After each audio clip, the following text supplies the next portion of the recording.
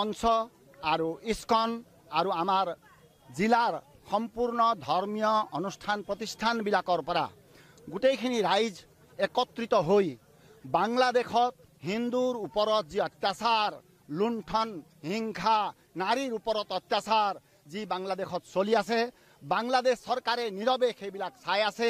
তাৰোপৰি আমাৰ হিন্দু গুৰু ইস্কনৰ চিন্ময় কৃষ্ণ দাসক বিনা কাৰণত গ্ৰেপ্তাৰ কৰি ৰাখিছে।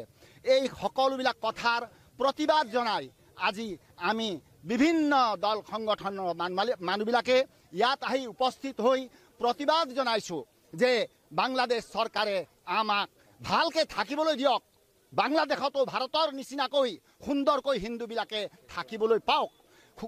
সেই কথাই আমাৰ আজিৰ কাৰ্যসূচীৰ মূল বিষয়। আমি বাংলাদেশ চৰকাৰক ভাৰত চৰকাৰৰ ফালৰ পৰা ক'ব বিচাৰোঁ যে তেওঁলোকে হিন্দুক সুৰক্ষা দিয়ক, অনতিপলমে সুৰক্ষা দিয়ক, যাতে হিন্দু মঠ মন্দিৰ ভাঙি তাচ নাচ কৰি আছে তেওঁলোকে সেইটো হ'ব নালাগে।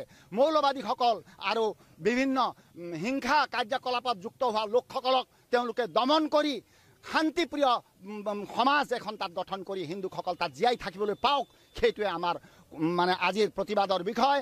আমি অন্যথাই আৰু প্ৰতিবাদী